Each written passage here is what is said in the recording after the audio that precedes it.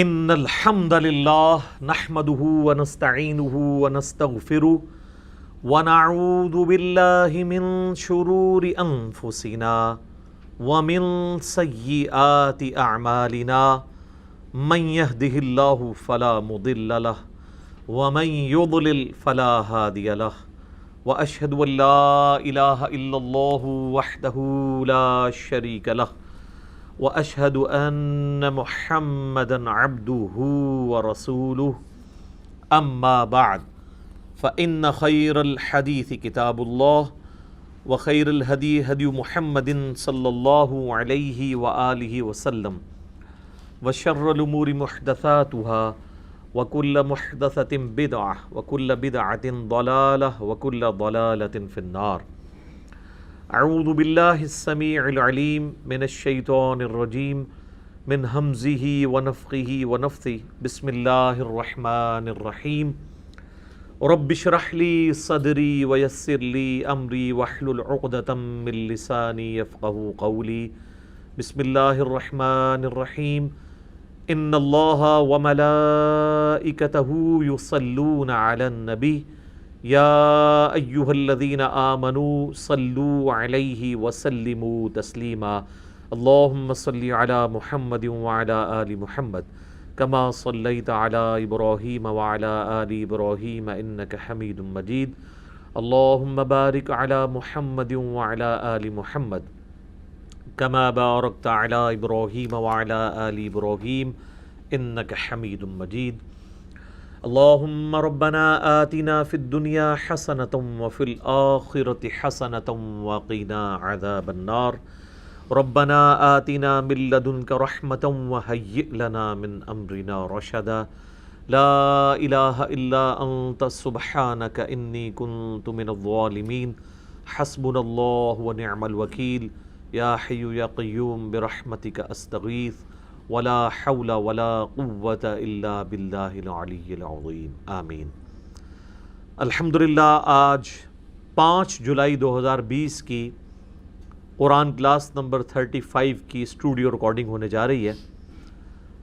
آج انشاءاللہ تعالی ہم سورۃ البقرہ کی آیت نمبر 235 سے آنورڈ سٹارٹ کریں گے. پچھلی دفعہ ہم نے 234 نمبر آیت کے اوپر اپنی گفتگو کو کنکلوڈ کیا تھا.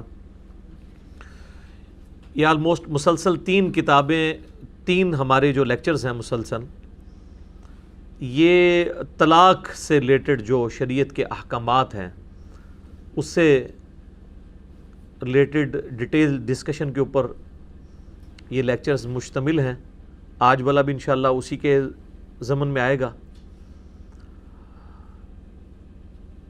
پچھلی دفعہ بھی طلاق کے حوالے سے میں نے ڈیٹیل ڈسکشن کی تو بعض لوگوں نے اس میں کامنٹس میں لکھا کہ جی جو احادیث میں طلاق کے طریقے کے متعلق چیزیں آئی ہیں یا اجماع امت سے اہل سنت کے ہاں ٹرانسفر ہوئی ہیں تو بعض لوگوں کی یہ ریزرویشن ہے کہ ہم ان چیزوں کو اس لیے ایکسیپٹ نہیں کرتے کہ وہ قرآن کے طلاق کے طریقے کے مخالف ہیں.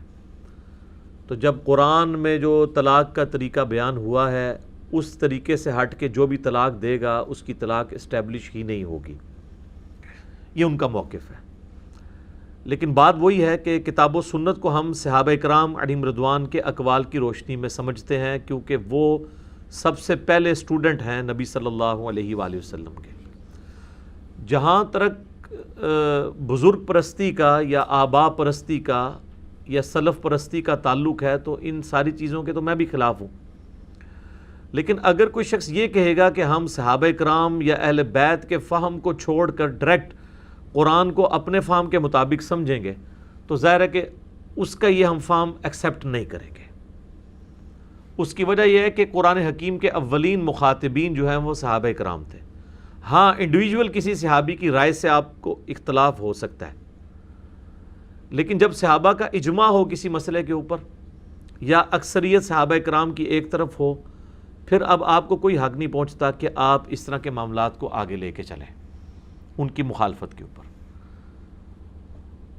دوسری بات یہ کہ یہ قرآن حکیم کے خلاف کی جو بات کی جاتی ہے مختلف ٹاپکس کے اوپر یہ بھی بہت بڑا دھوکہ ہے. قرآن حکیم کے خلاف اس وقت کوئی چیز ہوگی اجماع کی یا سنت کی یا صحیح الاسناد احادیث کی جب وہ سٹیٹمنٹ 180 ڈگری ہوگی. اگر قرآن کسی معاملے میں خاموش ہے اور آپ اپنے فہم سے اس کو اس طریقے سے ڈیڈکٹ کر رہے ہیں تو آپ یہ نہیں کہیں گے کہ قرآن کے خلاف ہے.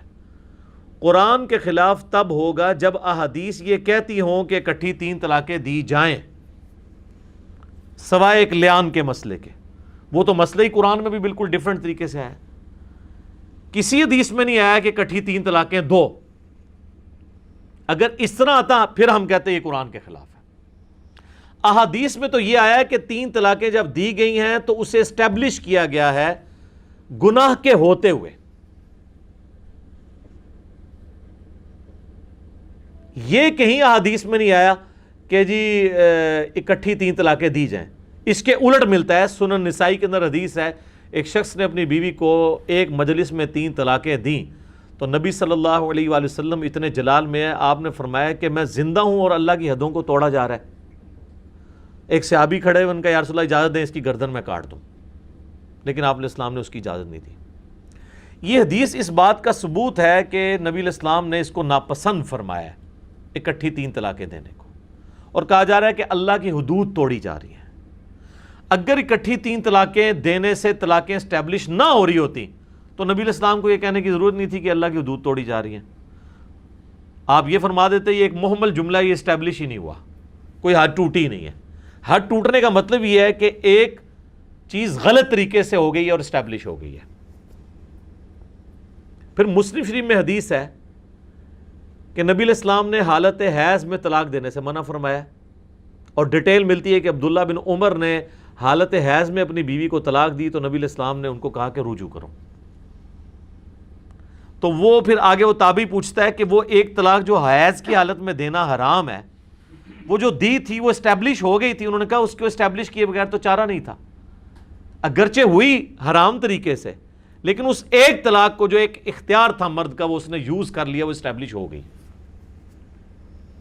اسی طریقے سے عوام میں یہ بھی مشہور ہے کہ جی جو پریگننٹ عورت ہے, حاملہ, اس کو طلاق نہیں ہوتی. یہ بھی بالکل جھوٹ ہے, کسی آیت کسی حدیث میں نہیں ہے. یہ آپ کی فلموں میں فلما دیتے ہیں. تو فلموں میں تو کئی ایک چیزیں ہیں جو عقیدے بن جاتے ہیں لوگوں کے. چاہے عورت پریگننٹ ہے یا نہیں ہے, طلاق اس کو دیں گے وہ طلاق اسٹیبلش ہو جائے گی. تو یہ ان باتوں کو یہ کہنا کہ قرآن کے خلاف ہے, قرآن کے خلاف تب ہوں گی جب آپ 180 ڈگری قرآن سے دکھائیں گے. قرآن میں کس جگہ پہ لکھا ہے کہ کوئی اگر اکٹھی 3 طلاقیں دے تو طلاقیں نہیں ہوں گی؟ جب تک یہ سٹیٹمنٹ نہیں. قرآن اس حوالے سے خاموش ہے, جس طرح اس سے بڑے معاملات میں قرآن خاموش ہے. قرآن کہتا ہے جب جمعے کے لیے اذان دی جائے تو مسجد کی طرف جاؤ, لیکن بتاتے ہی نہیں ہے کہ اذان کے الفاظ کیا ہیں. اب کوئی اجتہاد کرے کہ نہیں جی وہ اذان کے الفاظ یہ ہوں گے کہ جی جمعے کا ٹائم ہو گیا آ جاؤ مسجد. اذان کہتے ہیں پکارنے کو, تو پکارا ہی نہیں الفاظ کے ساتھ جائے گا. وہ سنت ہمیں بتاتی ہے کہ اذان کے الفاظ ہیں جو نبی علیہ السلام نے تعلیم فرمایا امت کو. اسی طریقے سے قرآن حکیم میں نماز کی تاکید 700 مقامات پر آئی ہے, طریقہ ایک جگہ بھی نہیں آیا. آپ سے مشورہ کر کے قرآن نازل ہوتا تو ایک جگہ تاکید آتی, باقی 700 کی جگہ جو ہے وہ 15-20 آیات اس طرح کی ڈیٹیل نازل ہوتی جس میں نماز کا طریقہ آ جاتا تو اختلاف ہی ختم ہو جاتا.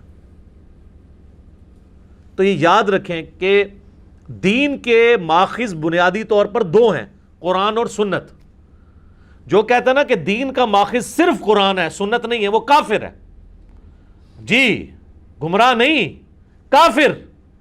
اسے کفر اسلام کے اوپر بات ہوگی. اور جو یہ کہتا ہے کہ جو حدیث قرآن کے خلاف ہوگی, قرآن سے ٹکرائے گی, ہم اسے ایکسیپٹ نہیں کریں گے, وہ ہمارا بھائی ہے, اسے گلے سے لگائیں گے, لیکن اسے یہ سمجھائیں گے, گلے سے لگانے کے بعد نا اس کو بھینچیں گے زور سے, اور اسے کہیں گے کہ بھائی قرآن کے خلاف تب ہوگی جب 180 ڈگری سٹیٹمنٹ آئے. اس کی مثال میں نے کئی دفعہ بیان کی ہے. یہ میری ایک ڈیٹیل جو مجلس نمبر 96 ریکارڈ ہوئی تھی جاوید احمد غامدی صاحب حفظہ اللہ تعالیٰ کے نظریات کے اوپر, 200K پلس لوگ دیکھ چکے ہیں اسے. اس کے بنیادی 40 منٹ جو شروع کیے وہ میں نے اسی پہ تو بریف کیے تھے کہ ہم سے مقدمے پہ, اصول پہ بات کریں. صحیح بخاری میں حدیث ہے کہ ایک شخص حضرت عائشہ کے پاس آتا ہے اور کہتا ہے کہ یہ قرآن میں جو سورۃ البقرہ کی آیت ہے کہ صفا اور مروہ اللہ کی نشانیوں میں سے ہیں، کوئی حرج نہیں کہ تم ان کا طواف کرو. تو انہوں نے کہا کہ اس سے یہ رزلٹ نکلتا ہے کہ صفا مروہ کی سعی کرنا یہ فرض اور واجب نہیں ہے، کوئی کر لے تو ٹھیک، نہ کرے تو کوئی مسئلہ نہیں. اب ظاہری الفاظ میں اس طرف مانا بھی جاتا ہے، ایمانداری کی بات ہے. لیکن سیدہ عائشہ سلام اللہ علیہا نے فرمایا کہ یہ اس صورت میں ہونا تھا جب اللہ تبارک و تعالیٰ یہ کہتا کہ کوئی حرج نہیں ہے کہ صفا اور مروہ کی سعی نہ کرو. یہ تو ہے کہ صفا مروہ کی سعی کر لو تو کوئی حرج نہیں، یہ تو نہیں آیا کہ نہ کرو کہ کوئی حرج نہیں. تب ہونا تھا کہ وہ ضروری نہیں ہے. پھر انہوں نے بتایا کہ یہ الفاظ اس لیے یوز ہوئے کہ مشرکین عرب میں سے جو انصاری مسلمان ہوئے تھے وہ صفا مروہ کی سعی کو برا جانتے تھے. وہ یہ سمجھتے تھے کہ یہ بھی مشرکین عرب کی رسم ہے جو چل رہی ہے، کیونکہ صفا اور مروہ پہ انہوں نے 2 بت رکھے ہوئے تھے. تو اللہ تعالیٰ نے فرمایا کہ اگرچہ مشرکین عرب کی ہی یہ رسم چل رہی ہے، لیکن یہ رسم انہوں نے ان بتوں کی وجہ سے سٹارٹ نہیں کی ہے، بلکہ یہ مستعار لی ہے حضرت ابراہیم علیہ السلام کی جو بیوی تھی ہاجر. یہ ہاجرہ لفظ غلط ہے، ہاجر لفظ ہے، ہاجر. انہوں نے سعی کی تھی صفا اور مروہ کے درمیان، لہٰذا یہ سنت ابراہیمی چلتی آ رہی ہے. تو کوئی حرج نہیں تم کرو، یہ اپنے دل میں میل نہ لاؤ کہ یہ مشرکین عرب کی رسم ہے. اب اس کانٹیکس میں اس آیت کو دیکھیں تو بالکل سیدہ عائشہ کی بات فٹ ان بیٹھتی ہے. اب یہ کہنا کہ جی کوئی حرج نہیں ہے، تو یہ جو احادیث میں صفا اور مروہ کی سعی کو واجب قرار دیا گیا ہے حج اور عمرے کے لیے، یہ حدیثیں ہی فراڈ ہیں. اور جو سنت سے سنی اور شیعہ کا اجماع چلتا آ رہا ہے اس مسئلے پہ، یہ سارا اجماع ہی فراڈ ہے. تو اپنی عقل کا علاج کروائیں. یہ قرآن کی رٹ ہم سے، باقی تو سب لوگ صرف قرآن کی رٹ ہی لگاتے ہیں. قرآن کی توحید کس نے آگے پبلک کو بالکل واضح کر کے بتائی ہے اور پوری دنیا کو اپنا دشمن کر لیا ہے؟ صرف اس پلیٹ فارم نے. ہمیں لوگ دھونس لگائیں گے قرآن کی کہ ہم قرآن کی تعلیمات کے خلاف لوگوں کو تعلیمات دے رہے ہیں.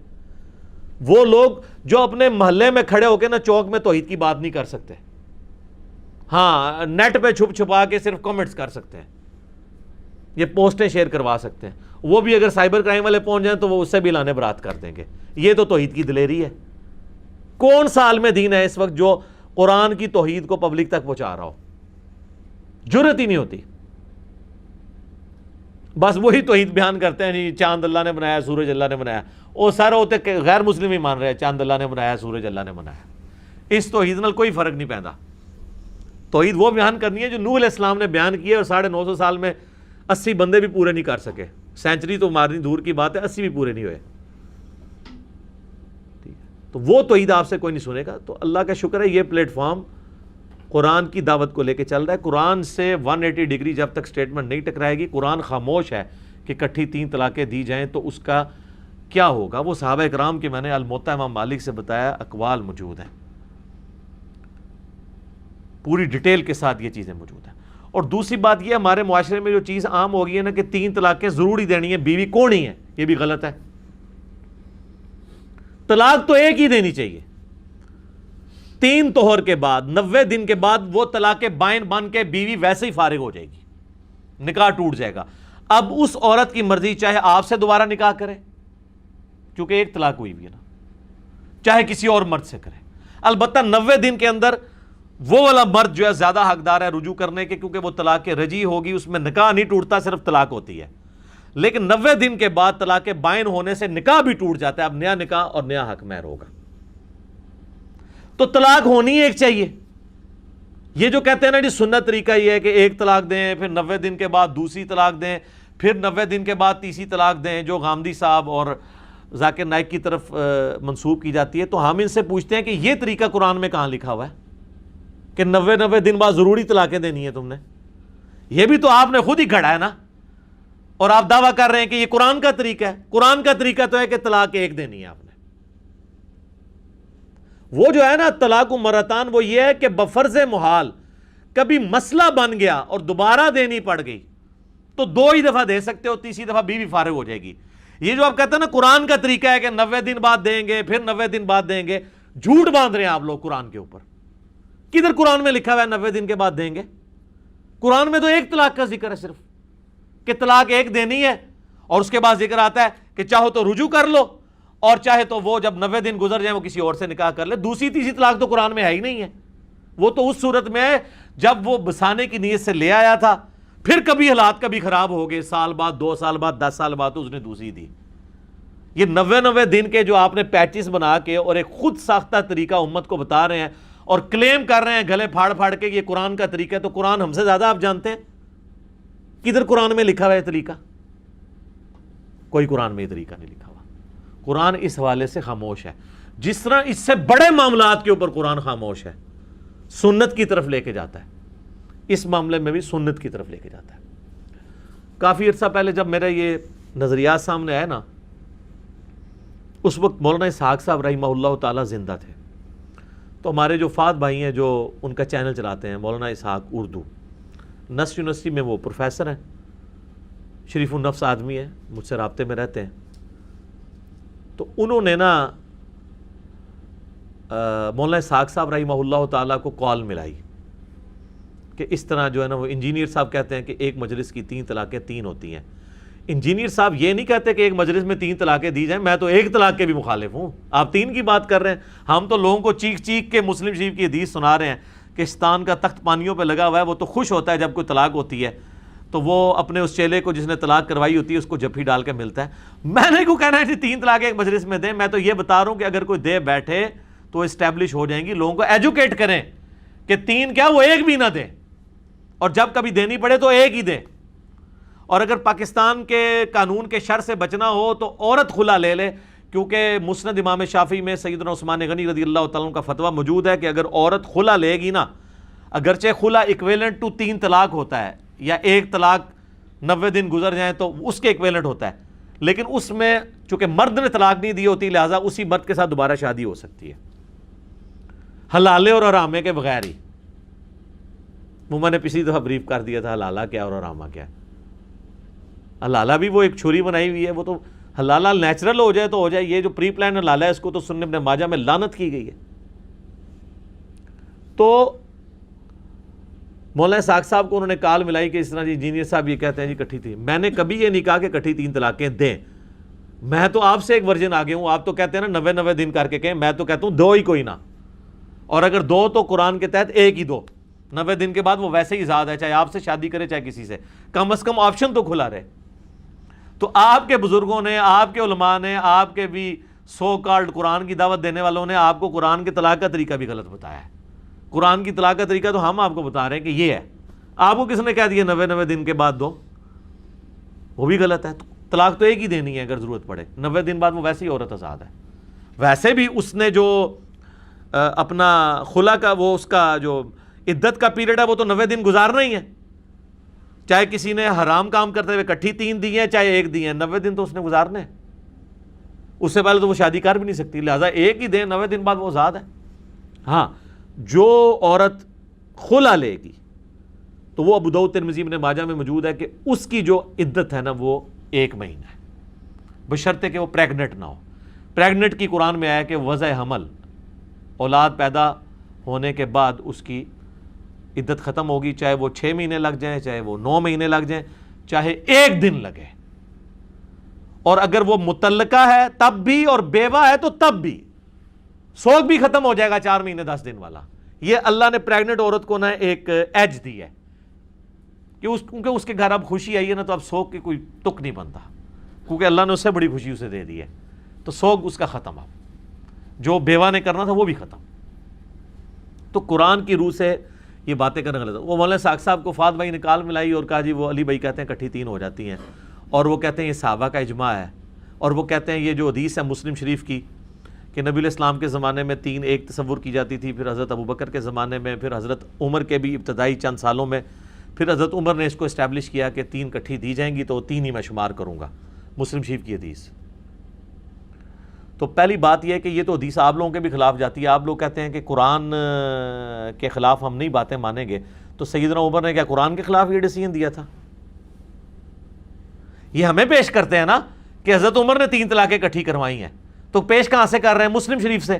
تو پھر اگر اس حدیث کو آپ صحیح مانتے ہیں تو اس کا مطلب ہے کہ اس امت میں قرآن کے احکامات کو پہلے توڑنے والے تو آپ سیدنا عمر پہ تہمت لگا رہے ہیں کہ انہوں نے یہ کام جو توڑا ہے، تو یہ مجھے کیوں کہہ رہے ہیں کہ میں نے طریقہ بدل دیا اور میں لوگوں کو بتا رہا ہوں؟ آپ یہ حدیث ہمیں پیش کرتے ہیں نا، تو حدیث کو پھر آپ خود بھی ٹھیک مانیں نا، اور آپ کے حضرت عمر نے پہلی دفعہ قرآن کے طلاق کا طریقہ بدلا، قرآن میں طریقہ اور تھا، حضرت عمر نے اپنا بنا دیا، کڈی بڑی پھکی ہے، اے تو ہی لبدی ہے۔ اس کو کہتے ہیں تھنک آؤٹ آف باکس۔ وہی بات جو آپ دلیل کے طور پہ پیش کر رہے ہوتے ہیں وہ آپ کو پتہ ہی نہیں ہے کہ آپ ہمارے اوپر وہ تھوڑی مارنا چاہ رہے ہیں اور آپ کے اوپر وہ توپ کا گولا بن کے گر رہی ہے۔ اور جیسا تو ہم پتہ ہے جڑے سمجھدار فوجی ہوتے ہیں نا، وہ گرنیڈ پھاڑ کے نا واپس اڑ دیتے ہیں۔ میرے اللہ کو گرنیڈ سٹے، میں وہ بھی واپس سٹاں گا، نال جڑا نا تبرکن تو اور بھی چونگے سٹاں گا واپس۔ یہ حدیث انہوں پیش کرتے ہو۔ اس کی میں نے پوری ایکسپلینیشن کی تھی کہ یہ حدیث جو ہے اس پہ امام نسائی نے باب باندھا ہے کہ اس عورت کے لیے جس کے ساتھ مرد نے صحبت نہ کی ہو۔ وہ تو ہم بھی مانتے ہیں کہ جس عورت کے ساتھ مرد نے صحبت نہ کی ہو وہ غیر مدخولہ اسے کہا جاتا ہے۔ اس کو ایک وقت میں جب آپ 3 طلاقیں دیں گے وہ ایک سے ہی فارغ ہو جائے گی، اس کو 3 کی ضرورت نہیں، پھر اس کے ساتھ نیا نکاح ہو سکتا ہے۔ لیکن شادی شدہ عورت جس کی رخصتی ہو چکی ہے، جس سے مرد نے صحبت کی ہے، اس کے ساتھ اگر یہ کام کریں گے تو پھر سر اب وہ اس کی طرف آپ رجوع نہیں کر سکتے اگر کٹھی 3 طلاقیں دے دی ہیں۔ تو مولانا ساق صاحب کہتے ہیں کہ ہاں یہ علی کی بات صحیح ہے۔ وہ فون کال انہوں نے میرے خلاف چڑھائی ہوئی ہے، اس فون کال کی ایک ایک بات مولانا ساق صاحب نے اگرچہ میرے خلاف کی ہے لیکن وہ خود ان کے موقف کے خلاف جاتی ہے۔ انہوں نے کہا یہ علی کی بات صحیح ہے کہ صحابہ کرام کا یہی موقف تھا کہ کٹھی 3 طلاقیں 3 ہوتی ہیں۔ تو سر پہلی بات تو ثابت ہوئی کہ انجینئر صاحب صحابہ کرام کے فام کے ساتھ کھڑے ہوئے ہیں، خود بقول مولانا ساق صاحب کے جو میرے خلاف کال ریکارڈڈ ہے 4 منٹ کی، وہ آپ سن لیں۔ دوسرا انہوں نے کہا علی کی یہ بات بھی صحیح ہے کہ عبداللہ ابن عباس جن کے اوپر یہ پورا اہل حدیث کا مسئلہ کھڑا ہے وہ خود بھی ایک وقت کی 3 طلاقوں کو 3 مانتے تھے۔ ان کے تو فتوے ہیں مصنف ابن ابی شیبہ میں، سنن الکبریٰ البیہقی میں، اور شیخ زبیر صاحب نے طلاق کے چیپٹر میں وہ جو ایک مجلس میں جو 3 طلاقیں اکٹھی ہو جاتی ہیں، وہ ایک بندہ آتا ہے عبداللہ ابن عباس کے پاس کہ میں نے 100 طلاقیں دی ہیں، تو انہوں نے کہا 3 طلاقوں کی وجہ سے تو تیری بیوی ہمیشہ کے لیے حرام ہوگی، 97 طلاقیں تو نے اللہ کے ساتھ مذاق کی ہیں۔ ابن عباس تو خود فتویٰ دیتے تھے کہ ایک مجلس کی 3 طلاقیں 3 ہوتی ہیں، لہٰذا ابن عباس کی حدیث مسلم شریف سے پیش کرنا کہ حضرت عمر پہلا شخص ہے جس نے اکٹھی 3 طلاقیں کروائی ہیں، وہ انہوں نے کروائی تھی غیر مدخولہ کے لیے۔ انہوں نے کہا کہ ہم اب اس کے لیے بھی اس کو اسٹیبلش کر دیں گے، اب لوگوں کا یہ عذر نہیں قبول کریں گے، یہ علیحدہ سے ایک ٹاپک ہے۔ تو وہ مولانا ساق صاحب کہتے ہیں کہ وہ ابن عباس بھی دیتے تھے۔ لو جی، ایک ابن عباس پہ ہی آپ کھڑے تھے اور اس کی بھی ایک روایت کے اوپر جو مسلم شریف کے اندر ہے، اور اس کا فہم بھی آپ اس طریقے سے بیان کرتے تھے، اور جب ہم کہتے تھے کہ ابن عباس تو خود اس کے خلاف چلتے ہیں جو اپنی روایت بیان، اگر راوی حدیث اپنی روایت کے خلاف چل رہا ہو تو اس کا کیا مطلب ہے کہ وہ اس روایت کو کس درجے میں لیتا ہے؟ اس کا فہم وہی لیتا ہے جو ہم لیتے ہیں، کہ ان کو عبداللہ ابن عباس کو پتا تھا یہ غیر مدخولہ کے لیے جس کے ساتھ مرد نے صحبت نہ کی ہو۔ تو مولانا ساق صاحب کہتے ہیں وہ ابن عباس واقعی نا فتویٰ وہی دیتے تھے جو حضرت عمر کا ہے، وہ فتنے کے ڈر کی وجہ سے فتویٰ، یہ انہوں نے مولانا ساق نے تعویل کی۔ اس میں پھر میں نے ان کو علمی طور پہ جواب دوں گا ان کے شاگردوں کو کہ ابن عباس تو وہ بندہ ہے جو تو ڈرتا ہی نہیں تھا بڑے سے بڑے سخت حکمران سے بھی۔ خود مولانا ساق صاحب بتاتے ہیں کہ جی جو ہم بھی بیان کرتے ہیں کہ سنن نسائی میں حدیث ہے کہ وہی عبداللہ ابن عباس عرفات میں باہر نکلتے ہیں اور تلبیہ کی آواز نہیں سنتے، تو وہ کہتے ہیں میں تلبیہ کی آواز نہیں سن رہا، تو بتایا جاتا ہے لوگ حضرت معاویہ کے ڈر کی وجہ سے تلبیہ کہنا چھوڑ گئے، چونکہ حضرت علی اونچی آواز میں تلبیہ کہتے تھے، انہوں نے سنت جاری کی تھی، حضرت معاویہ اس کے الٹ چل رہے تھے۔ تو انہوں نے فرمایا کہ سنن الکبریٰ البیہقی میں بھی اس کی پوری ڈیٹیل موجود ہے، انہوں نے کہا ان پر اللہ کی لعنت ہو، معاویہ کی ناک خاک آلود ہو، انہوں نے بغض علی میں رسول اللہ کی سنت کو چھوڑ دیا۔ رسول اللہ اونچی آواز میں لبیک کہتے تھے، پھر ابن عباس نے وہاں لبیک اللہم لبیک اونچی آواز میں کہا۔ یار حضرت معاویہ کا جو دور ملوکیت تھا، جتنی سختیاں اس کے اندر تھیں، حضرت عمر میں تو پھر بھی سنت کی بات سن کے ٹالنس آ جاتی تھی۔ ابن عباس تو وہ دلیر بندہ ہے جو حضرت معاویہ کے اگینسٹ کھڑا ہو گیا۔ اس کے بارے میں کہنا کہ حضرت عمر کے دور میں وہ حضرت عمر کی عزت کرتے ہوئے خاموشی اختیار کر لیتے تھے. اور یہ وہی ابن عباس ہے جس کے بارے میں مسند احمد میں آتا ہے حج تمتع پہ جب حضرت عمر نے پابندی لگائی اور لوگ آ کے جو وہ بات کرتے ہیں تو حضرت ابن عباس ہی کہتے ہیں قریب آسمان سے پتھر برس پڑے کہ میں تمہیں رسول اللہ کی حدیثیں سناتا ہوں اور تم کہتے ہو کہ عمر نے حج تمتع پابندی لگائی، رسول اللہ نے حج تمتع کیا ہے. یہ وہ ابن عباس ہیں، وہ تو لحاظ ہی نہیں کرتے تھے کس کا. لہٰذا ان کی بات کہنا کہ انہوں نے تقیتاً حضرت عمر کے دور میں 3 کو 3 کہا تھا، بعد میں تو کوئی ملتا ہی نہیں ہے. ان کے تو فتاوے جو موجود ہیں ان میں تو یہی ملتا ہے کہ وہ اسٹیبلش کرتے تھے. ہاں اہل تشیع کے ہاں یہ رائے پائی جاتی ہے. ہم کوئی مطلب تنگ نظر نہیں ہے کہ ہم کہیں کہ یہ رائے نہیں پائی جاتی. میرا دعویٰ ہے کہ اہل سنت کے ہاں یہ اتفاقی مسئلہ چلتا آ رہا ہے. اہل سنت میں یہ ابن تیمیہ سے پہلے کسی نے اس مسئلے کو اس طریقے سے جو ہے نا وہ کھڑا نہیں کیا، اور ابن تیمیہ کے بعد بھی اہل حدیث میں سارے لوگ اس کے قائل نہیں ہیں. شیخ زبیر علی صاحب نہیں قائل تھے، بلکہ وہ مجھے کہتے تھے کہ علی بھائی آج کے اہل حدیث کا ایک مسئلہ ایسا ہے جو میں کہتا ہوں اجماع صحابہ اور اجماع امت اور اہل سنت کے خلاف ہے. اجماع کے یہ لفظ بولا کرتے تھے، اور وہ طلاق کا مسئلہ ہے. میرے 1 to 100 کوسچنز میں جب میں نے آخر میں مجھے پتا تھا یہ جواب نہیں دیتے ہیں کیونکہ وہ پورا ایک مسلک کھڑا ہوا ہے نا، تو میں نے اس سوال کے سٹارٹ میں کہا تھا آپ کی مرضی جواب دیں یا نہ دیں. تو میں نے کہا 3 طلاق کا مسئلہ بتائیں، تو وہ اس پہ کھڑے ہو گئے تھے. اگر وہ اہل حدیث والا مسئلہ بیان کرنا ہوتا انہوں نے تو کر دیتے، ہمیں پتا تھا وہ جواب نہیں دیں گے. لیکن ریٹن میں مشکات کی پہلی جلد میں طلاق والے چیپٹر میں آپ جا کے دیکھ لیں. تو جو لوگ یہ سمجھتے ہیں کہ ہم معاذ اللہ قرآن کے خلاف چل رہے ہیں، تو ایسا نہیں ہے. قرآن کے خلاف چلانے کے لیے آپ کو قرآن میں 180 ڈگری سٹیٹمنٹ دکھانی پڑے گی. ادروائز کوئی شخص اپنی مرضی سے اجتہاد کرتا ہے، نہیں جی قرآن میں چونکہ یہ آیا ہے، اب چونکہ یہ آ گیا تو قرآن کے بالکل خلاف ہو گیا. ایسے نہیں ہوتا. یہ جو لوگ گمراہ ہوئے ہیں اوائل اسلام میں فرقے، قرآن پاک کی آیات کو مولڈ کر کے، جبریہ اور قدریہ. آپ کیا سمجھتے ہیں جبریہ اور قدریہ حدیثیں پیش کرتے تھے؟ قرآن کی آیات ہی لیتے تھے. جبریہ وہ جن آیات میں آتا ہے کہ تم کیا چاہو گے، جو چاہے گا وہ اللہ ہی چاہے گا، اللہ جسے چاہے ہدایت دے دے، جسے چاہے گمراہ کر دے. جبریہ کہتے تھے دیکھو یہ آیات واضح ہیں کہ انسان کوشش سے کچھ نہیں کر سکتا، جس کو اللہ نے دوزخ کے لیے پیدا کیا ہے وہ اللہ ہی اسے خود گمراہ کرے گا.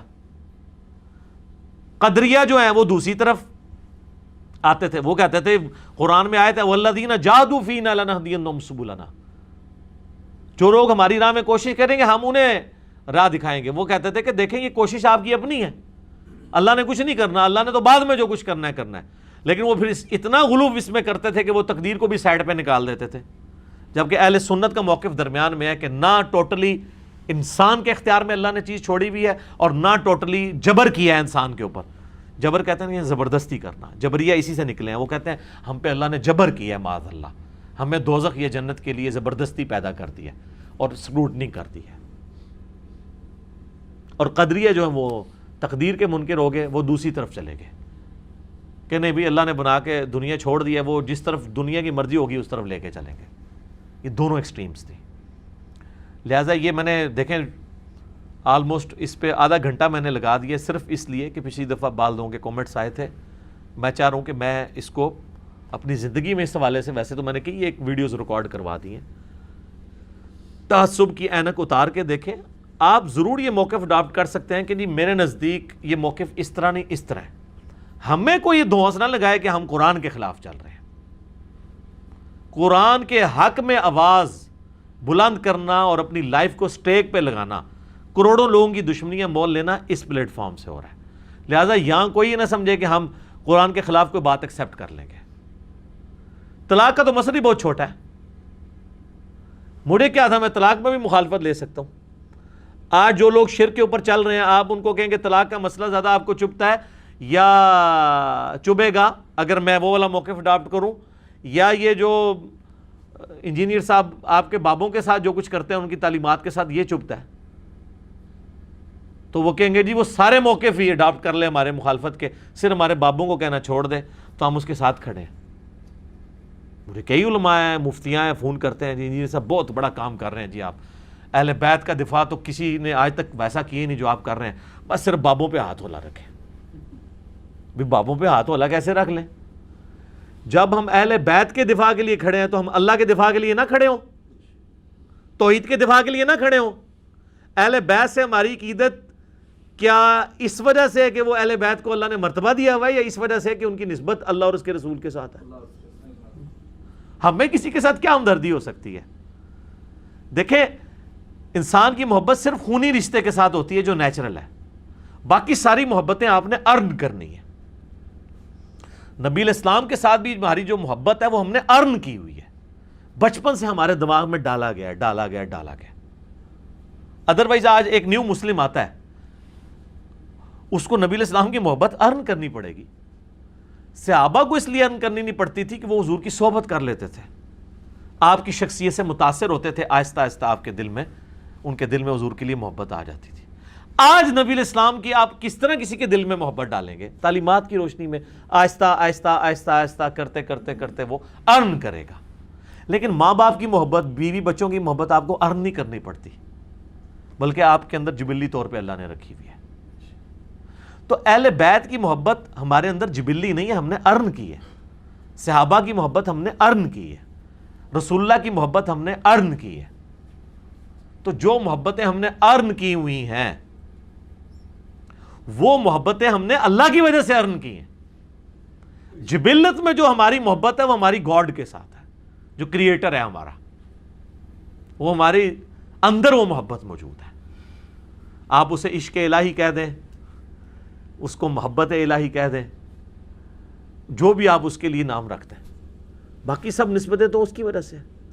جامعہ ترمذی میں حدیث ہے، نبی صلی اللہ علیہ وآلہ وسلم نے فرمایا، اللہ سے محبت کرو کہ اس نے تمہیں نعمتوں سے نوازا ہے، یعنی تمہارے پاس جو کچھ ہے، تمہارے بیوی بچے ماں باپ صحت آنکھیں دل گردے سرکمسٹانسز سب کچھ اللہ کے ہیں، یہ ڈیزرو کرتا ہے اسے محبت کرو، اور مجھ سے محبت کرو کہ میں اللہ کا پیغمبر ہوں۔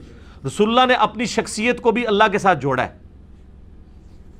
یہاں پہ وہ شیخ احمد سرندی جسے یہ لوگ مجدد الافسانی کہتے ہیں، وہ الٹ بات کرتا ہے، وہ کہتا ہے میں اللہ سے محبت اس لیے کرتا ہوں کہ وہ رسول اللہ کا رب ہے۔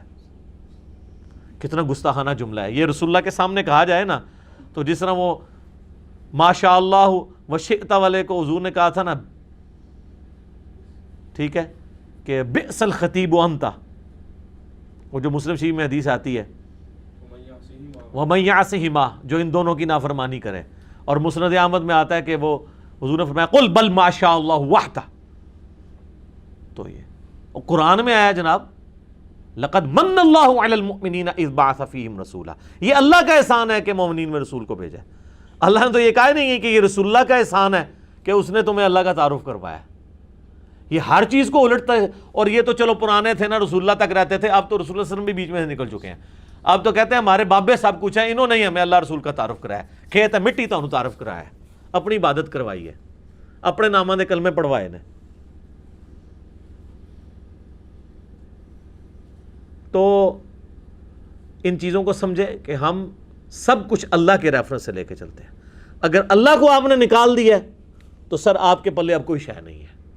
کوئی رشتہ، چاہے روحانی رشتہ ہو، چاہے جسمانی رشتہ ہو، چاہے دودھ کا رشتہ ہو، چاہے نسب کا رشتہ، اس کی زیرو اہمیت ہے۔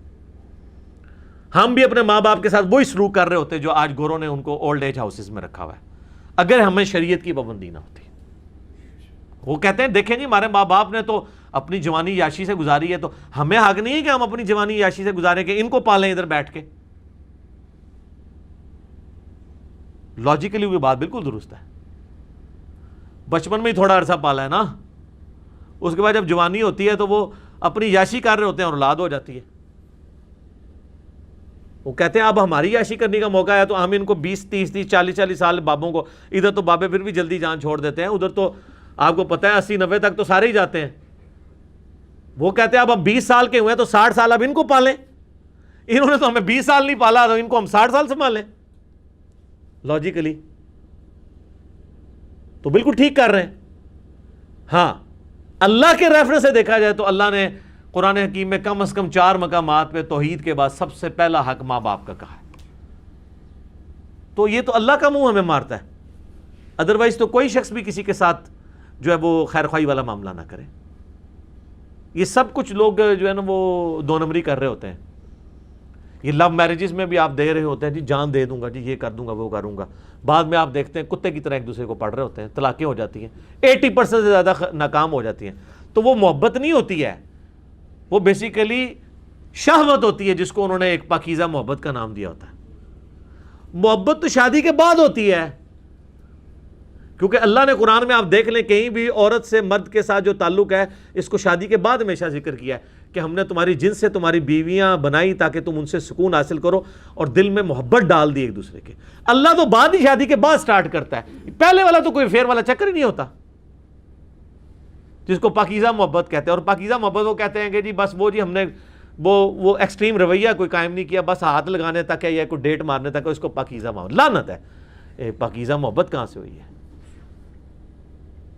تو آپ دین کے مزاج کو سمجھیں. میں نے اتنا اس کو اس لیے کور کیا تاکہ ہم آج بس طلاق والا پورشن کور کریں گے، اور پھر دوسرے پارے کا اینڈ جو ہے نا وہ طالوت اور جالوت کی جنگ کے اوپر ہے.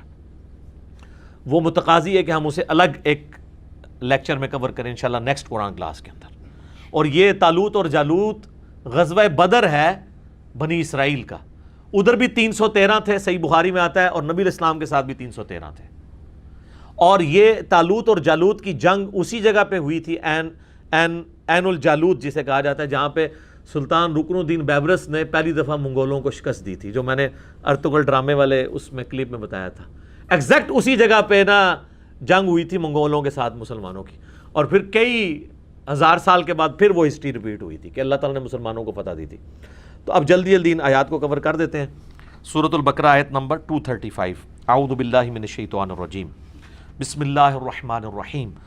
ولا جناح علیکم فیما عرضتم بہ من خطبۃ النساء، اور کوئی گناہ نہیں تم پر اس بات میں کہ اشارے سے پیغام نکاح پہنچا دو ان عورتوں کی طرف، یعنی جو عورتیں مطلقہ ہیں یا بیوہ ہو چکی ہیں. او اکننتم فی انفسکم، یا اپنے دل میں اس خواہش کو چھپائے رکھو. علم اللہ انکم ستذکرونہن، اللہ تعالیٰ خوب جانتا ہے کہ تم ان کا ذکر تو کرو گئی، تم خواہش رکھتے ہو ان سے نکاح کی، لیکن ظاہر ہے کہ جب تک عدت ہے اس دوران آپ ان کو پیغام نکاح نہیں پہنچا سکتے، یہ اللہ کی طرف سے حرام ہے. وَلَٰكِن لَا تُوَاعِدُوهُنَّ سِرًّا، البتہ ان سے کوئی خفیہ طور پر وعدہ نہ لو. إِلَّا أَن تَقُولُوا قَوْلًا مَعْرُوفًا، ہاں شریعت کے مطابق کوئی معروف بات کر سکتے ہو، کسی کے ذریعے یہ پیغام پہنچا سکتے ہو، لیکن اس میں نکاح کے الفاظ نہیں استعمال. کسی عورت کے ذریعے ایسی مطلقہ یا بیوہ کو آپ پیغام یہ پہنچا سکتے ہیں کہ جی آپ نے عدت گزارنے کے بعد مجھے آپ سے ایک ضروری کام ہے. یہ نہیں کہہ سکتے کہ میں آپ سے نکاح کی خواہش رکھتا ہوں، تو ظاہر ہے کہ وہ عورت کو ایک اشارتاً بات پہنچے گی. تو یہ اللہ کی حدود ہے. وَلَا تَعْزِمُوا عُقْدَةَ النِّكَاحِ حَتَّى يَبْلُغَ الْكِتَابُ أَجَلَهُ، اور اس وقت تک بات پکی مت کرو نکاح کی یہاں تک کہ وہ جو اللہ کی کتاب ہے وہ اپنی انتہا کو پہنچے. یعنی کتاب سے مراد شریعت، یعنی اگر وہ عورت مطلقہ ہے تو پھر ظاہر ہے کہ 3 طہر تک، اور اگر وہ بیوہ ہے تو 4 مہینے 10 دن، وہ بھی قرآن میں گزر چکا، اور اگر وہ پریگنٹ ہے تو وہ پورے وضع حمل کے بعد اس کے بعد کے بھی 40 دن. وَاعْلَمُوا أَنَّ اللَّهَ يَعْلَمُ مَا فِي أَنفُسِكُمْ فَاحْذَرُوا، اور جان لو کہ اللہ تبارک و تعالی خوب جانتا ہے جو تمہارے جی کے اندر ہے، اس سے ڈرتے رہو. وَاعْلَمُوا أَنَّ اللَّهَ غَفُورٌ رَحِيمٌ، اور یہ بھی جان لو کہ اللہ تبارک و تعالی بے شک بخشنے والا ہے اور برداشت کرنے والا ہے. ان اللہ غفور حلیم، اللہ تعالیٰ بخشنے والا اور حلم والا، برداشت کرنے والا ہے. لا جناح علیکم ان طلقتم النساء ما لم تمسوہن، کوئی حرج نہیں تم پر اگر تم طلاق دو ان عورتوں کو جن کو تم نے ابھی تک ٹچ نہیں کیا. مراد یہ کہ ابھی رخصتی نہیں ہوئی، نکاح ہوا تھا. جیسے نبی علیہ السلام کا بھی سیدہ عائشہ سے نکاح ہوا، 3 سال بعد رخصتی ہوئی.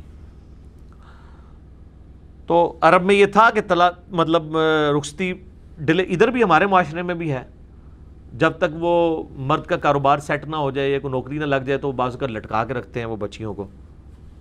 تو اگر ایسا معاملہ ہے کہ تم نے طلاق دی ایسی عورت کو جن کو تم نے ابھی ٹچ نہیں کیا، او تفرضوا لہن فریضہ، یا ان کے ساتھ حق مہر فائنل نہیں کیا. یہ تو طے کر لیا ہے، حق مہر کے بغیر تو نکاح ہی نہیں ہوتا کہ حق مہر تمہیں دوں گا، لیکن وہ ابھی کوئی فائنل کنسنسس نہیں ہوا کہ کون سا ہے.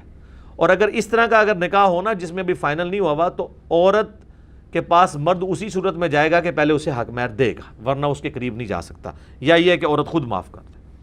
وَمَتِّعُوهُنْ، اور انہیں خرچہ دو، عَلَى الْمُوسِعِ قَدَرُهُ وَعَلَى الْمُقْتِرِ قَدَرُهُ، وسعت والا اپنی حیثیت کے مطابق اس کو جیب خرچ دے. یعنی جب آپ نے نکاح کر لیا نا تو اس دوران آپ بیوی کو جیب خرچ دیں، کیونکہ وہ آپ کی بیوی تو ہے.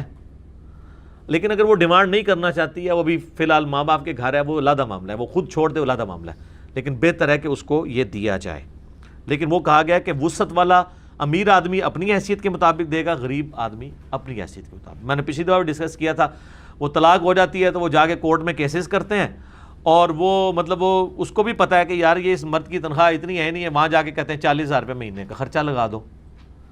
تو 40,000 تو اس بیچارے کی ٹوٹل تنخواہ ہوتی ہے. تو جب تم شادی کر رہی تھی تو اس وقت تم نے یہ مطلب اس وقت تو جیب خرچ 10,000 تھا تمہارا، اور اب طلاق لے لیا تو اب اس سے صرف ایک بچے کے عوض 40,000 روپے مانگ رہی ہو، تو یہ بھی زیادتی ہے. متاعا بالمعروف، یہ اپنی اپنی حیثیت کے مطابق. یہ دیکھیں جی اسلام کی کتنی خوبصورتی ہے کہ ہر معاشرے میں یہ رقم ڈیفرنٹ ہوگی. اب اس کی رقم کو ڈیفائن کر کے اگر فقہ کی کتابوں میں لکھ دیا جائے، اور پھر وہ فقہ کی کتابوں نے کہہ دی دیکھیں جی یہ تو ہمارے اماموں نے بزرگوں نے رقم بتائی ہے، قرآن میں تو لکھی نہیں ہوئی ہے، تو آپ تو بیڑا غرق کر رہے ہیں. آپ کے بزرگ اگر بتائیں گے بھی تو غلط ہے. اگر انہوں نے اس وقت چاندی لکھی تھی تو آج تو چاندی ایبسلیٹ ہو گئی ہے، بزرگ تو پھر فیل ہو گئے، اب تو پوری کرنسی آ گئی سونے کے اوپر. تو بزرگوں نے اگر چاندی کے حساب سے خرچہ اس زمانے میں لگایا تھا تو آج تو پھر انجینئر صاحب بتائیں گے کون سا خرچہ ہے، تو آپ ہمارے مقلد ہو جائیں گے. نہیں، یہ اجتہاد کا دروازہ قیامت تک کھلا ہوا ہے، بزرگوں کا کوئی لینا دینا نہیں. وہ بزرگ اپنے زمانے کے لیے ضرور بزرگ تھے، جدید فقہی مسائل ہر دور میں ان کو ریفریز کیا جائے گا.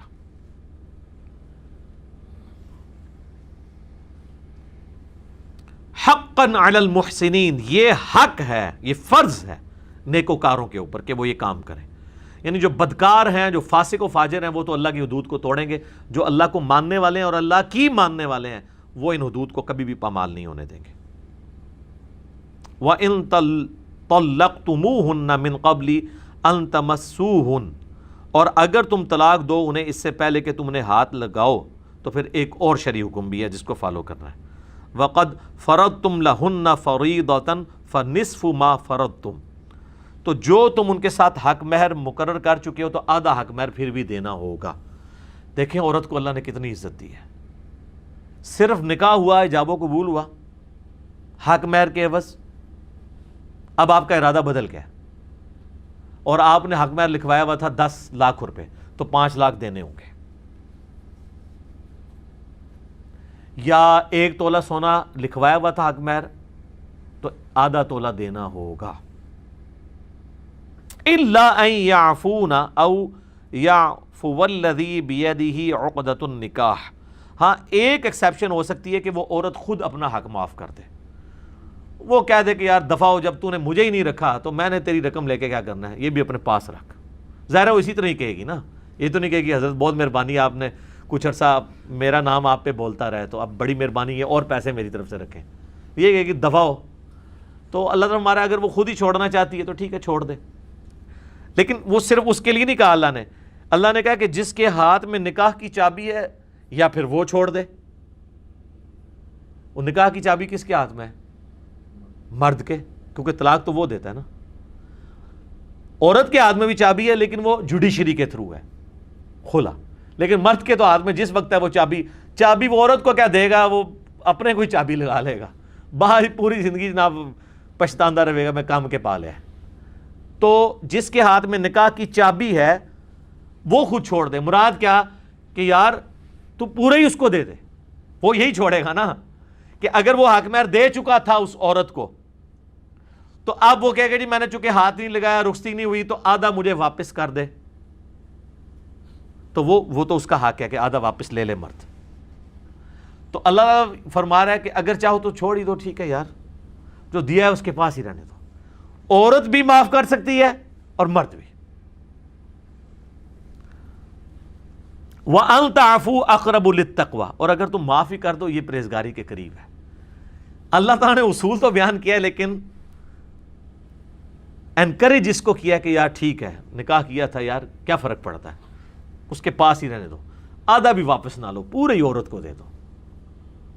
وَلَا تَنْسَوُا الْفَضْلَ بَيْنَكُمْ، اور نہ بھلایا کرو احسان کو آپس میں لین دین کے معاملے میں، یعنی اس کی جزا پھر اللہ دے گا۔ یہ مرد پھر اس عورت کے ساتھ اگر ایک طرف اس کو یہ تکلیف پہنچی ہے نا کہ اس نے اس کو چھوڑا ہے، اس نے جینون ریزن سے بھی چھوڑا ہو، تو ایٹ لیسٹ یہ احسان بھی اللہ کے حضور اس کی نیکی پکی ہو جائے گی کہ ٹھیک ہے پورا اس کے پاس رہنے دیا۔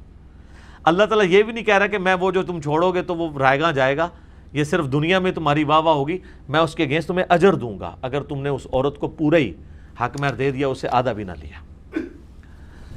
ان اللہ بما تعملون بصیر، بے شک اللہ تعالیٰ خوب جانتا، خوب دیکھ رہا ہے جو تم کرتے ہو۔ اب یہ طلاق کی اتنی لمبی ڈسکشن جو کئی آیات سے چل رہی ہے، اس کو کنکلوڈ اللہ تعالیٰ کس کے اوپر کر رہا ہے؟ نماز کے اوپر، کیونکہ طلاق کے مسائل میں جگہ جگہ ایک بات آئی تھی، تقوی، تقوی، اللہ سے ڈر جاؤ، اللہ تمہیں دیکھ رہا ہے، اللہ کی حد نہیں چھوڑنی، اللہ تمہارے نفسوں کے اندر آنے والے خیالات کو بھی دیکھنے والا ہے۔ تو اللہ کا تصور دل میں پختہ کرنے کا ذریعہ سب سے بڑا کون سا ہے؟ نماز۔ موسیٰ علیہ السلام کو بھی اللہ نے کیا وحی کی تھی؟ وَأَقِمِ الصَّلَاةَ لِذِكْرِي، مجھے یاد رکھنے کے لیے نا نماز کو قائم رکھنا ہے۔ باقی ساری عبادات تو چھوٹی ہیں نا جی، ایٹ لیسٹ جو عبادت ریکوائرڈ ہے وہ تو نماز ہے۔ اور کوئی بندہ کوئی سنت اذکار نہ بھی کرے، صرف فرض نماز ہی پڑھتا رہے، تو وہ 5 ٹائم اللہ تعالیٰ کو رسپانس کر رہا ہے، اللہ کی یاد اس کے دل سے جا نہیں سکتی۔ تو اس کا ذکر آ رہا ہے، حافظوا علی الصلوات، نمازوں پر پختگی اختیار کرو، حفاظت کرو۔ حفاظت کا مطلب کیا ہے؟ کسی چیز کی حفاظت کس طرح کی جاتی ہے؟ کہ عصر کے ٹائم اٹھ کے 3 نمازیں اکٹھی پڑھ لی جائیں، فجر ظہر عصر، یا رات کو سونے سے پہلے 5 نمازیں پڑھ لی جائیں؟ یہ نماز کی حفاظت نہیں ہے۔ نماز کی حفاظت یہ ہے کہ نماز اپنے وقت کے اندر ادا کی جائے، جو 3 ایٹ لیسٹ اوقات ہیں، فجر، ظہر و عصر اور مغرب اور عشاء، اور اس میں بھی پریفریبل ہے کہ اول وقت میں نماز ادا کی جائے سوائے نماز عشاء کے، لیکن وہ مستحب ہے کہ آپ لیٹ کریں۔ اور اگر کسی نے نماز جمع بھی کرنی ہے تو کوشش کرے کہ وہ جمع سوری کرے، ظہر کو آخری وقت میں پڑھ لے، عصر کو اول وقت میں، تاکہ وہ 5 ٹائم والی جو ریسٹرکشن ہے شریعت والی، اس میں وہ اس کو توڑے گا نہیں، کیونکہ نبی علیہ السلام کا عمومی عمل یہ ہے کہ آپ 5 اوقات میں نماز پڑھا کرتے تھے۔ تو ظاہر اب ظہر کا وقت اگر شروع ہو رہا ہے سپوز 12:20 پہ، اور عصر کا وقت سٹارٹ ہو رہا ہے جا کے 3:50 پہ، تو اس پورے وقت کے اندر کسی بھی وقت وہ ظہر کی نماز ادا کر سکتا ہے۔ وہ تو ہم نے طے کیا ہے نا، سعودی عرب میں تو آپ پتہ 12:20 ہوئے ہیں نا تو اذان ہو جاتی ہے، 12:30 جماعت ہو جاتی ہے۔ ہمارے کیا کرتے ہیں کہ اہل حدیث 12:20 سے نا 12:45 ہونے کا انتظار کرتے ہیں، 12:45 اذان دی، 1 بجے جماعت کرا دی۔ کچھ اہل حدیث کریں گے وہ 1:15 کا انتظار کریں گے، 1:30 بجے جماعت کرا دیں گے۔ کچھ حنفی ایسے ہیں جو 2 بجے کا انتظار کریں گے، 2:15 نماز کرا دیں گے۔ اور ہمارے یہ تبلیغی جماعت والے بھائی تو عموماً 2:30 پونے 3 کرا رہے ہوتے ہیں، اور وہ ٹھیک ہے، صحیح بخاری میں ہے کہ ظہر کی نماز گرمیوں میں لیٹ کر کے پڑھنا سنت ہے۔ تو اب ان کو کوئی کرٹیسائز نہیں کر سکتا کہ آپ 2:45 پڑھ رہے ہیں، نماز کا ٹائم تو وہ 12:20 پہ شروع ہے، اگر اس دوران آپ مر گئے تو اے بھی نوی کہانی لوگوں نے بنائی ہے۔ اور مرنے والے نے 2:45 نہیں جا کے مرنا ہے، 12:21 تک بھی تو مر سکتا ہو، ٹھیک ہے۔ اب وہ 12:30 مر رہا ہے تو اس کو اللہ تعالیٰ یہ کہے گا کہ ٹائم تو 12:20 پہ داخل ہوا تھا، تو انہیں 12:25 پہ ظہر کیوں نہیں پڑھ لی؟ جب اللہ نے اتنا لمبا ٹائم دیا ہوا تو آپ خام خواہ بیچ میں ماچے بن کے تو بیچ میں مسائل نکال رہے ہیں؟ نہیں، آپ کا رائٹ ہے، آپ جناب 3:45 اٹھیں، وضو کریں، 3:50 سے پہلے اگر آپ، یا آپ 3:40 پہ اٹھتے ہیں وضو کریں، اور عصر کا وقت 3:50 پہ داخل ہو رہا ہے اس سے پہلے ظہر پڑھ لیں۔ آپ کو دنیا کیا اللہ میں نہیں پوچھ سکتا، کیونکہ وہ اللہ تعالیٰ لا تبدیل لکلمات اللہ، اللہ نے جو اپنے احکام بنا دیے نا وہ اللہ تعالیٰ اپنے احکامات کو نہیں توڑے گا، آپ سے نہیں سوال ہوگا۔ اور سر یہ تو وہ مسئلہ ہے جس کو امام حنیفہ بھی مانتے ہیں، یہ جمع سوری وہ ہے جس کو امام حنیفہ بھی مانتے ہیں کہ اگر وہ پوری زندگی بھی جمع سوری کرتا رہے اس پہ کوئی شرعی فتویٰ نہیں ہے۔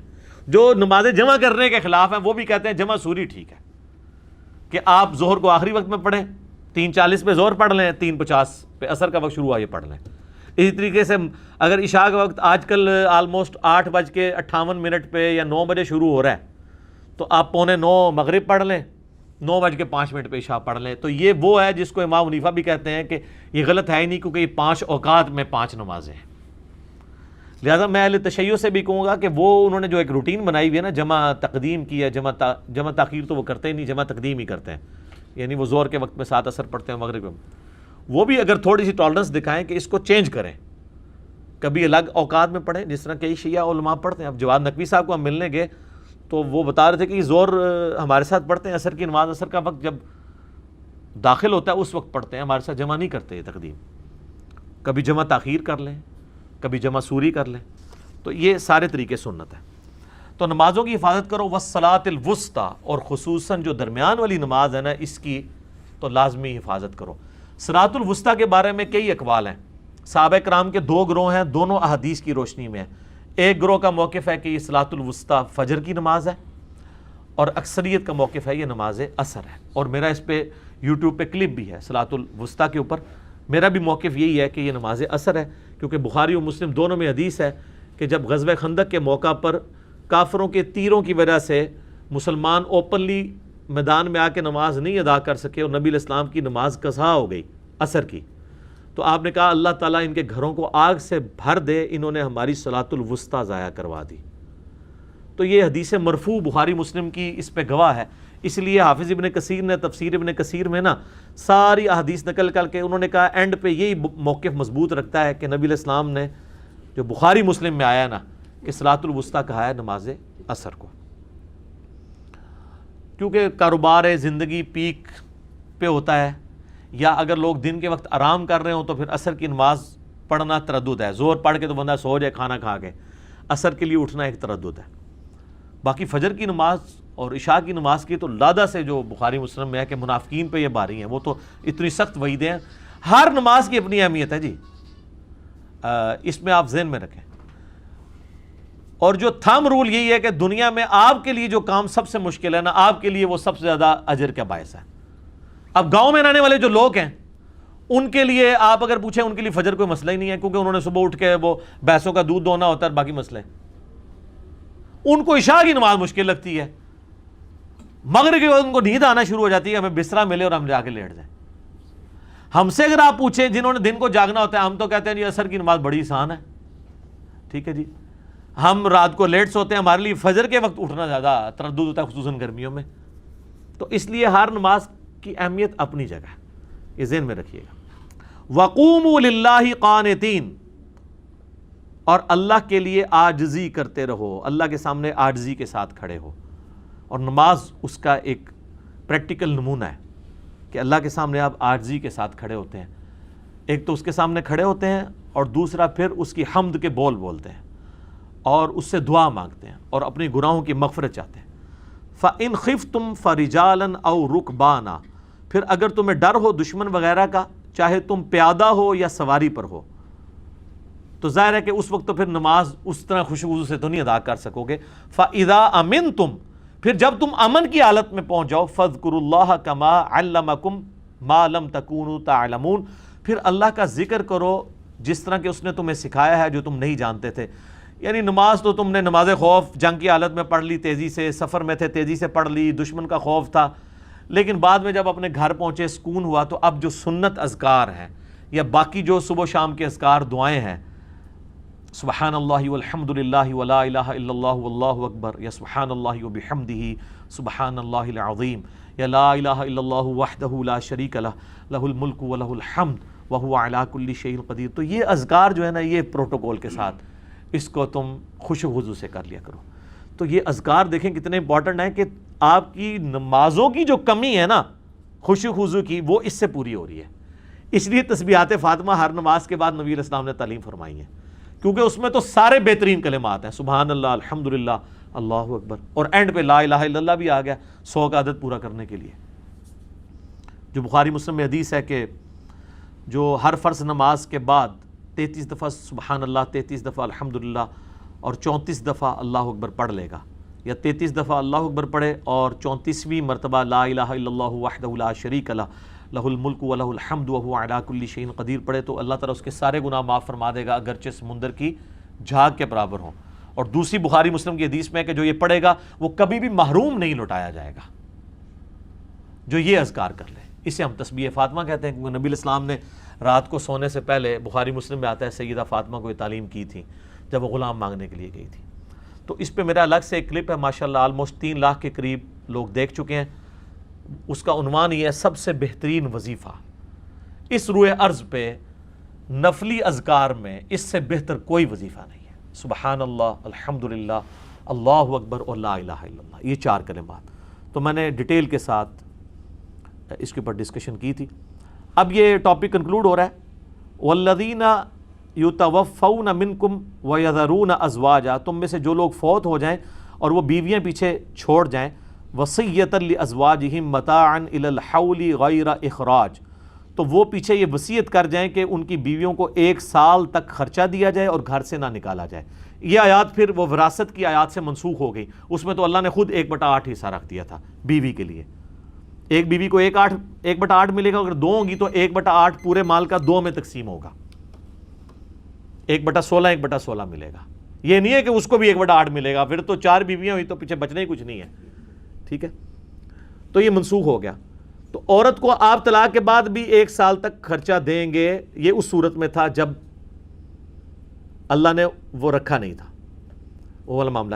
فَإِنْ خَرَجْنَا فَلَا جُنَاحَ عَلَيْكُمْ فِي مَا فَعَلْنَا فِي أَنفُسِهِنَّ مِن مَّعْرُوف، اگر وہ خود جانا چاہتی ہیں تو کوئی گناہ نہیں تم پر کہ وہ اگر کوئی اپنا مناسب معاملہ دیکھنا چاہتی ہیں، یعنی کوئی اور نکاح کرنا چاہتی ہیں تو عدت کے دوران تو ظاہر ہے کہ وہ عدت وہیں گزاریں گی، بعد میں پھر وہ اپنے نکاح کر سکتی ہیں. واللہ عزیز حکیم، اور اللہ تعالیٰ غالب ہے، حکمت والا ہے. وَلِلْمُطَلَّقَاتِ مَتَاعٌ بِالْمَعْرُوف، اور جو طلاق یافتہ عورتیں ہیں ان کو بھی مناسب طور پہ کچھ نہ کچھ خرچہ دیا جائے. حقاً علی المتقین، یہ بھی متقین کے لیے ہے. ظاہر ہے وہ طلاق اگر آپ ایک عورت کو دیں گے نا تو یہ ذہن میں رکھیے گا اس عورت کو آپ نے عدت کے دوران گھر سے نہیں نکال سکتے. 3 مہینے تک خرچہ بھی دیں گے، چاہے 1 طلاق دیا ہے یا غلطی سے 3 دے دیا، ہر صورت میں آپ نے اس کو یہ کرنا ہے. ہاں خود جانے چاہے وہ علیحدہ بات ہے. کذالک یبین اللہ لکم آیاتہ لعلکم تعقلون، اللہ تعالیٰ اس طریقے سے اپنی آیات کھول کھول کر بیان کرتا ہے تاکہ تم سمجھ جاؤ. تو یہ آیت نمبر 242 پہ وہ ٹاپک طلاق والا مکمل ہوا. یہ اللہ کی سنت ہے کہ بیچ میں اگر کوئی اور ٹاپک بھی آ جائے نا، پھر بھی جو مین ٹاپک ہوتا ہے نا، جب گفتگو کنکلوڈ کی جاتی ہے نا، اس سے ریلیٹڈ پھر آپ سورہ نساء دیکھیں، سٹارٹ ہوئی ہے وراثت کے احکامات کے ساتھ، پھر 70-80 آیات بیچ میں منافقین کے بارے میں، جب اینڈ ہوئی ہے نا آخری آیت کون سی ہے؟ کلالہ کی. تو جو مرکزی ٹاپک، تو یہاں پہ یہ مرکزی ٹاپک ختم ہوا. اب بنی اسرائیل کی ہسٹری یہاں سے شروع ہوگی. طالوت اور جالوت کی جنگ والا معاملہ وہ انشاءاللہ ہم اگلی دفعہ ڈسکس کریں گے. اللہ تعالیٰ سے دعا ہے جو حق بات میں نے کہی اللہ تعالیٰ ہمارے دلوں میں راسخ فرمائے. اگر جذبات میں میرے منہ سے کوئی غلط بات نکل گئی اللہ تعالیٰ ہمارے دلوں سے ہی محو کر دے، ہمیں معاف بھی فرما دے، ہمیں کتاب و سنت کی تعلیمات پر عمل کر کے دوسرے بھائیوں تک پہنچانے کی توفیق عطا فرمائے. سبحانک اللہم و بحمدک، اشہد ان لا الہ الا انت، استغفرک و اتوب الیک، وما علینا الا البلاغ المبین. جزاکم اللہ خیرا.